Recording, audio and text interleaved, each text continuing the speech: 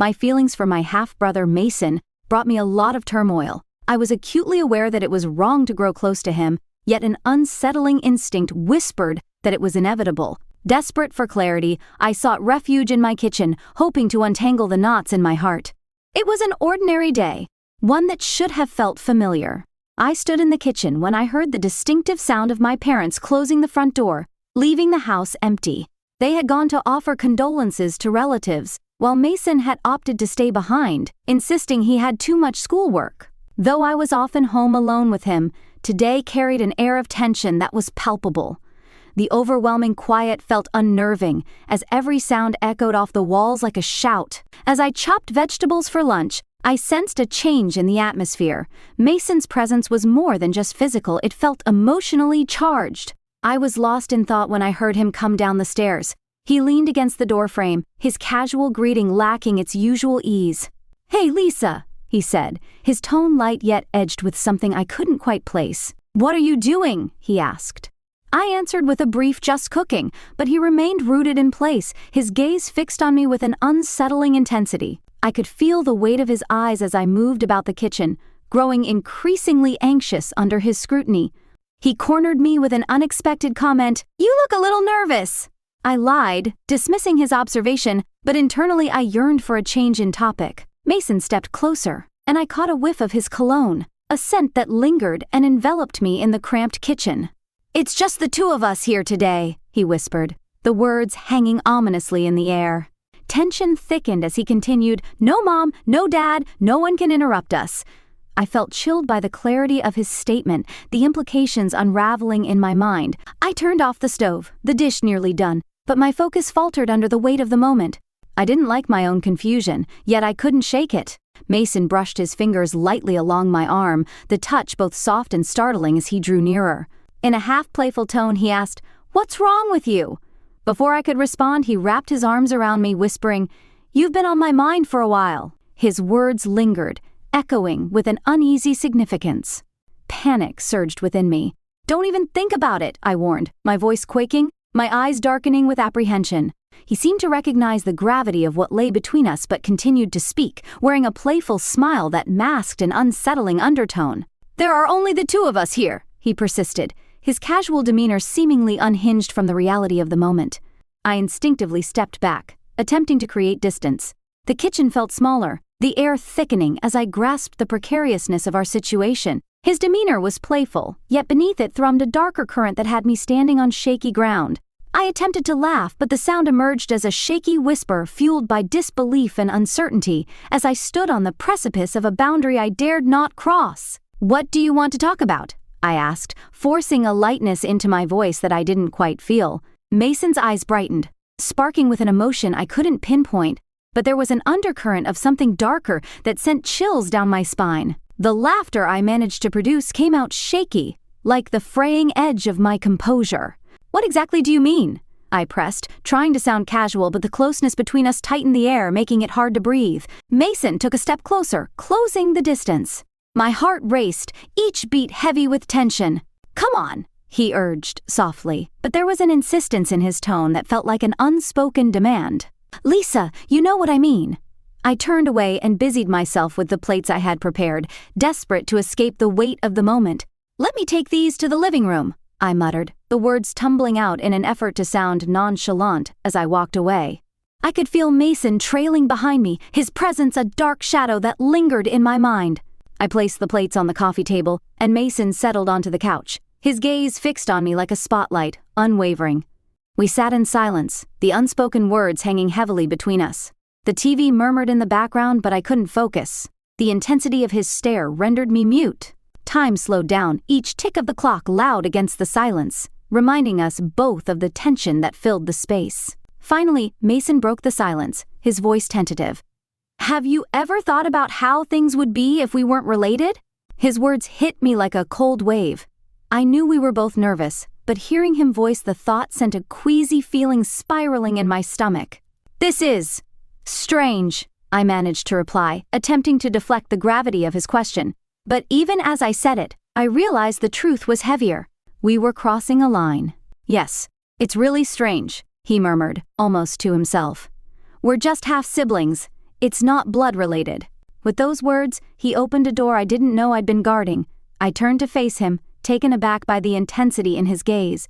He wasn't joking. His seriousness sent a wave of fear coursing through me.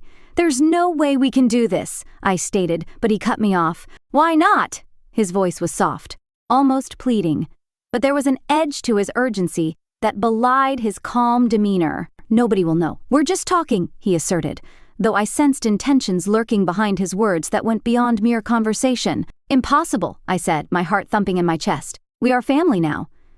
I felt as if a bridge had been built between us, yet I knew that crossing it could change everything. Despite his gentle tone, I could see the sadness in Mason's expression. He leaned in again, his gaze capturing me in a way that made it hard to look away. "You never thought about it, did you?" he pressed, the accusation ringing sharper than I'd expected. I froze, realizing how true his words were. Sitting here with him, everything I had tried to suppress surfaced: memories, feelings, questions. "I'm done," I whispered, the heaviness of the moment closing in around me. I wished he would tell me to stop, to retract this dangerous trail we were treading, but instead, he reached out to touch my back. I flinched, hating my body's response to him, the unwelcome way it stirred against my will. "Here is the polished text." I hated retreating at first. My voice shook as I said, "Mason, please." His eyes locked onto me for a moment, but he didn't react harshly. Instead, he leaned back on the couch and sighed deeply. "You're so angry," he said, taking his hand off my body. The tension that had been building inside me began to ease. After a moment of silence, I gathered myself together and asked him, "Should we talk about what happened?" Mason's eyes lingered on mine, and I could sense a mix of emotions within him. The air felt thick with uncertainty as we sat there in silence. I stood up, needing to create some distance between us. "I'm going to clean the kitchen," I said, trying to distract myself from the weight of our situation. Mason followed me into the kitchen, his presence making it hard for me to shake off the feeling of unease. As I began washing dishes, my mind kept wandering back to our conversation in the living room. I couldn't help but think about how we had crossed a line that shouldn't have been crossed. Emotional boundaries are just as real as physical ones, and we had ignored them. Mason stood behind me, his voice soft as he said, "We need to talk." I turned to face him, my heart racing with a mix of emotions. "I don't think we need to talk," I said firmly, trying to convince myself as much as him. But Mason persisted, his voice firm but laced with disappointment. "We can't pretend this never happened," he said. I forced myself to look him in the eye, trying not to flinch under his gaze. "Why are you so afraid to confess?" he asked, taking a step closer. I felt a surge of defensiveness, but I pushed it aside and answered truthfully. "Because it's wrong," I said, my voice barely above a whisper. Mason's expression changed, and for a moment I saw a glimmer of understanding in his eyes. But then it was gone, replaced by a look of frustration. "We're not really family, are we?" he asked sarcastically. "We didn't even grow up together. We just met a few years ago." He paused, his eyes searching mine for an answer.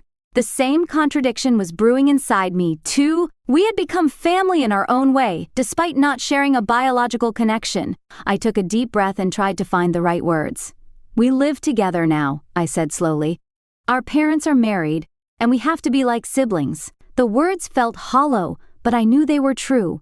We had built a life together, one that was complicated and messy, but real nonetheless. Mason looked at me for a long time, his eyes searching for an answer that neither of us had yet found.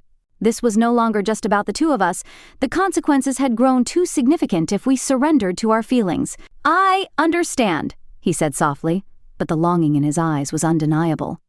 "I can't pretend I don't feel anything for you." The truth weighed heavily on me. I was frightened to confess because it would alter not only our relationship but also our lives. I whispered, "We can't do this?" Mason's brow furrowed and he shook his head slowly.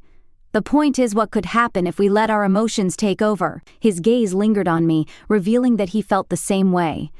"I don't want to ruin things, Lisa. I just didn't realize I could feel this much." I didn't want to hurt him, but I also knew I couldn't keep this charade going. To prevent chaos, we had to stop. "We should halt this," I said, my voice more assertive than intended. "It's nothing concrete. Maybe it's just because we've been cooped up together for too long. Once you relax, things will return to normal." Mason fell silent for a moment, his expression a cacophony of conflicting emotions. After a pause, he nodded reluctantly. "Okay," he said, stepping back. I don't want to disturb you. A breath I didn't realize I was holding escaped my lips, bringing a wave of relief that quickly collided with deep unease. I'd hoped that things would somehow simplify, but they hadn't. Thank you, I murmured, my voice trembling as I attempted a smile that only resembled a grimace. Mason turned toward the door but hesitated briefly. I sensed I had misread something he said. Okay, I repeated, but we both understood that forgetting this moment would be anything but easy. He cast one last glance at me and then walked away. Thanks, Mason. I really mean it, I called, trying to avoid sounding like a broken record. He paused for a second, looking back at me before exiting. Once he was out of the kitchen, I leaned against the counter, struggling to catch my breath. My mind replayed our conversation, and I couldn't shake the feeling that something unresolved lingered between us. Despite my desire to act differently, I knew it was best not to pursue it any further,